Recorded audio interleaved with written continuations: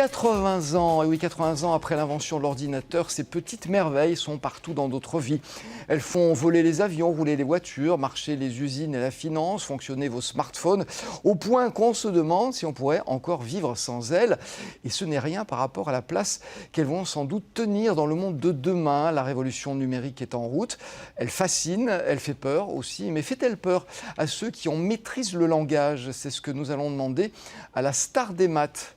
Bonjour Cédric Villani. Bonjour. Je vous demande dans quelques instants, le temps de vous présenter, faut-il vous présenter? Vous êtes à la fois un personnage médiatique, l'ambassadeur des maths, on vous présente comme tel, un chercheur, un scientifique éminent. Faut-il rappeler que vous avez remporté la prestigieuse médaille Fields, qui est, dit-on, l'équivalent du prix Nobel, médaille Fields des mathématiques, et elle est décernée tous les 4 ans. C'est dire qu'on ne se trompe pas, on essaie de pas se tromper quand on la décerne.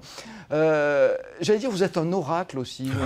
J'ai ce sentiment-là, parce que dans toutes les interviews qu'on lit de vous, on vous demande tout, la pluie, le beau temps.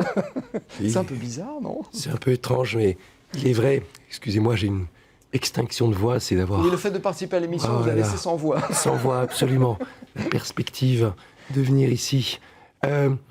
Effectivement, on a souvent tendance à se tourner vers les scientifiques et leur poser des questions sur l'avenir, particulièrement aux mathématiciens avec l'idée qu'ils peuvent prévoir, qu'ils voient derrière les lignes, mais...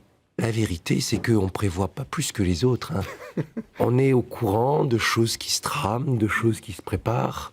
On voit, mais bien malin qui pourra deviner où vont surgir les avancées, ce qui va changer la donne d'ici quelques années. Donc je ne vous poserai pas de questions que j'aurais pu poser à un oracle. En revanche, je vais vous en poser une, c'est sur cette notoriété qui est rarissime pour un homme de mathématiques. Comment est-ce qu'elle a été accueillie dans votre milieu?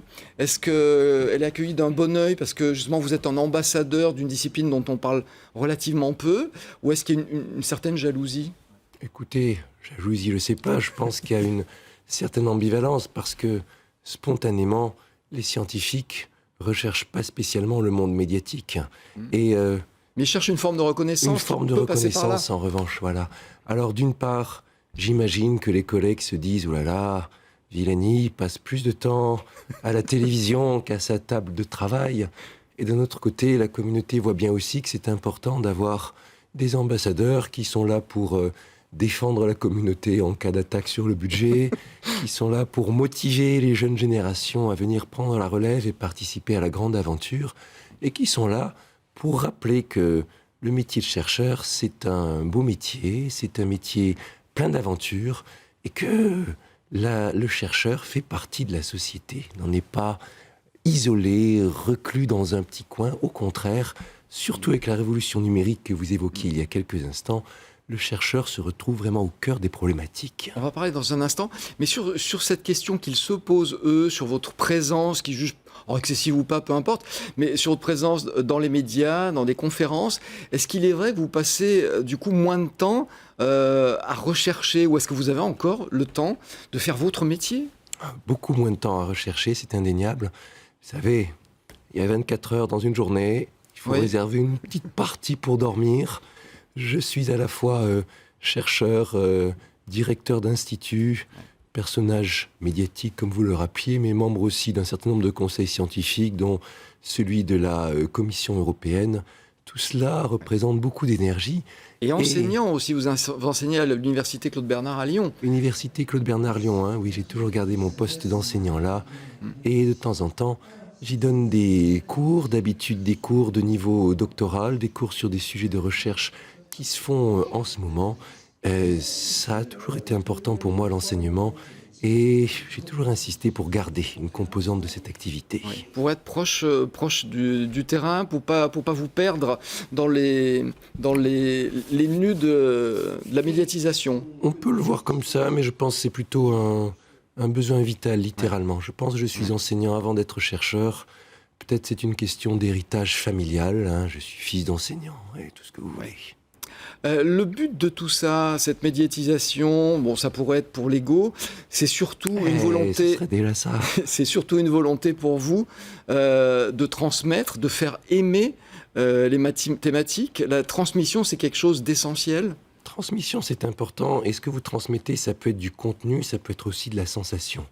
Et je dirais que le plus souvent, ce que j'ai cherché à transmettre, c'est ça. Parler de l'émotion du métier de chercheur, comment ça se passe au quotidien, quels sentiments, et véritablement, comment ça se passe cette aventure de la recherche. Mais aussi, je dirais que pour la plupart de mes interventions, je me contente de répondre à la demande qui est énorme. Et si grande soit ma présence médiatique pour un chercheur, c'est toujours qu'une petite partie de ce que je reçois comme sollicitation, tellement l'appétit de la société pour entendre parler de recherche est énorme. Hier, par exemple, j'ai passé 3 heures à la Maison des Métallos, une salle de culture parisienne, pour évoquer la vie et l'œuvre de John Nash. Des centaines et des centaines de personnes qui assistaient, beaucoup de questions. Et c'est comme ça tout le temps. Je dois recevoir 150, 200 invitations par an pour ce genre de choses. Pourquoi cette soif de connaissance? Est-ce que c'est parce que les gens ont peur? Et la connaissance, finalement, ça rassure? C'est exactement cela. La connaissance rassure. Nous vivons dans un monde en mutation profonde. C'est devenu un lieu commun de le dire, mais c'est vrai. La révolution numérique est toujours en cours. On s'attend à ce qu'elle impacte de manière considérable nos relations les uns avec les autres, mais aussi l'économie, la société en général. Et les gens se demandent, qu'est-ce qui va m'arriver demain? Qu'est-ce qui va arriver à mes enfants? Est-ce qu'ils vont se retrouver sur le bord de la route? Est-ce qu'ils sauront maîtriser les codes de ce nouveau monde? Est-ce qu'on va se faire cybercoloniser par les États-Unis ou par la Chine ou qui sait quoi? Ouais. Ou par les machines. Ou par les machines. Et pour maîtriser cette peur, il n'y a pas 36 solutions. Il faut comprendre ce qui se passe, discuter avec les gens qui en ont une vision plus proche sur le terrain, et puis se l'approprier. Ce qui est inconnu fait toujours peur. Oui. Absolument. Effectivement. L'ennemi de la peur, c'est la connaissance. Et l'ennemi de la peur, c'est la connaissance. Ouais. La connaissance, c'est l'ennemi de beaucoup de choses.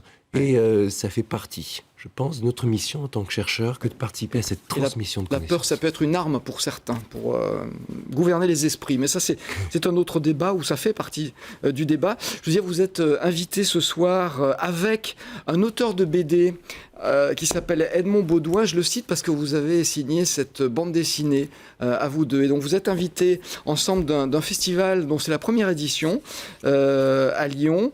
Donc, cette BD qui s'appelle Rêveur lunaire. Festival qui s'appelle Interférence. C'est à l'université de Lyon. Et ce festival propose un film. Ce soir, vous allez débattre autour de ce film. Film intitulé La drôle de guerre d'Alan Turing. Alors, Alan Turing, c'est quelqu'un dont on a beaucoup parlé, dont on parle encore beaucoup depuis un an, depuis un film.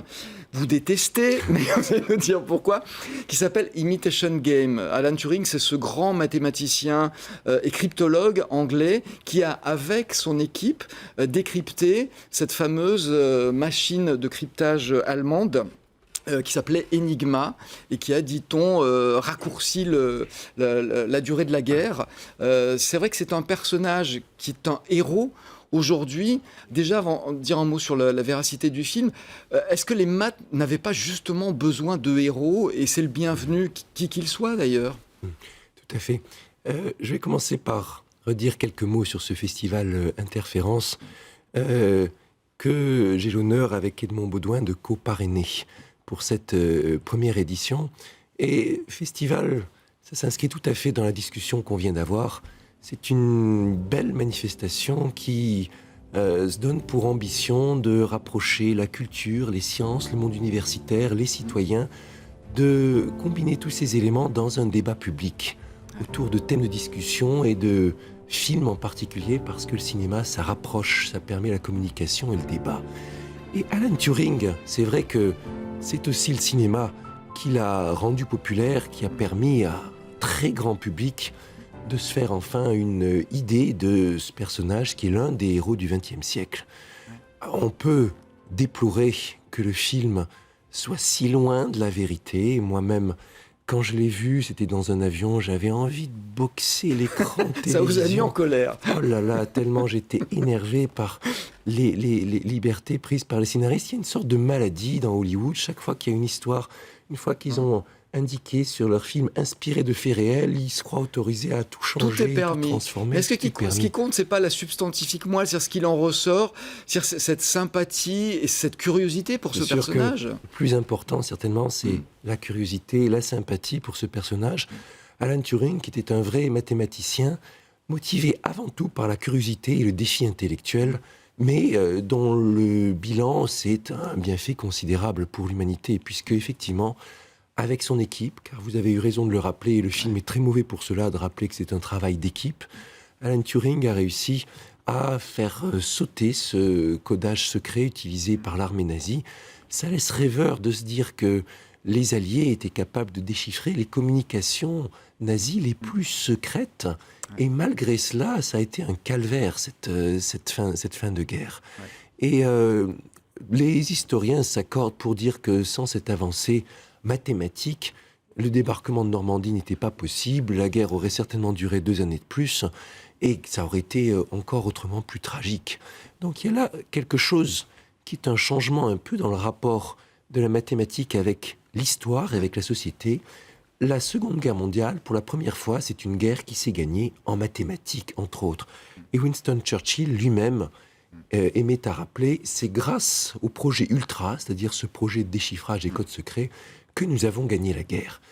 Dans la bande dessinée que vous évoquiez avec Edmond Baudouin, Les Rêveurs lunaires, nous avons voulu parler de cela, de cette nouvelle donne sur les rapports entre scientifiques et société qui vient avec la Seconde Guerre mondiale et de toutes les problématiques inouïes de responsabilité, de place du scientifique dans la société qui arrivent avec cela. Plus généralement que la place du scientifique, la place de ceux qui sont dans des postes techniques. Par exemple, on évoque le cas de ce militaire, Hugh Dowding, un peu rêveur, un peu spécial, avec ses marottes, son amour de la technologie, qui a joué un rôle fondamental lui aussi dans la Seconde Guerre mondiale. Et on voit que parfois certaines personnes clés, très originales, avec leur façon de voir les choses différemment, leurs obsessions, peuvent faire changer l'histoire. Oui, vous parlez de la responsabilité des scientifiques. On pense immédiatement à la bombe atomique. Ce sont des scientifiques qui l'ont conçue. C'était prévu pour être une arme non pas de défense, mais une arme qu'on n'utiliserait jamais. Elle a servi. C'est peut-être une erreur à ne pas commettre de nouveau. On parlait tout à l'heure de la révolution numérique, et ce sera le sujet aussi de la discussion de ce soir, j'imagine. C'est une révolution qui fait peur, parce que les choses vont très vite. On ne voit pas les scientifiques qui sont derrière. Pourtant, ils existent. Et ils ont une responsabilité aussi. Ils ont une responsabilité. La bombe atomique, bien sûr, est le cas le plus extrême. Je ne me permettrai pas de porter un jugement sur l'utilisation de la bombe atomique. Je n'y étais pas et c'était une époque vraiment particulière. Sans les juger, mais justement... il est certain que les scientifiques eux-mêmes qui étaient à l'origine se sont sentis... Ça a été extrêmement dur pour eux. Il y a eu un mélange de sentiment triomphal, de sentiment de culpabilité. Le jour où la bombe atomique explose, le physicien allemand Otto Hahn, plus tard prix Nobel pour la découverte de la fission atomique, même s'il n'a pas participé du tout à l'élaboration de cette bombe, veut se suicider parce qu'il pense vraiment c'est de ma faute. Oui, parce qu'ils ont cru à la dissuasion et en fait, non, elle a été utilisée pour bien autre chose. Il y a eu la dissuasion et effectivement, quand ils ont fait la bombe atomique, ils étaient persuadés que le projet allemand de bombe atomique était lui-même plus avancé. Et c'est l'un des grands épisodes de la science et de l'histoire pour cette Seconde Guerre mondiale. Quand éclate la Seconde Guerre mondiale en 1939, la physique allemande est la plus avancée du monde et les physiciens allemands sont certainement les plus proches de maîtriser cette fission. Et puis quand la bombe atomique explose, les Américains, grâce à l'effort extraordinaire international qui a été accompli, sont passés loin devant les Allemands et ce sont eux qui détiennent les clés. Entre les deux, il y a eu un basculement géostratégique majeur. La science qui était majoritairement européenne se retrouve maintenant dans ses composantes les plus importantes américaines. Dans l'espace de quelques années, le monde scientifique a complètement basculé. Cédric Villani, on va poursuivre cette conversation passionnante dans quelques minutes.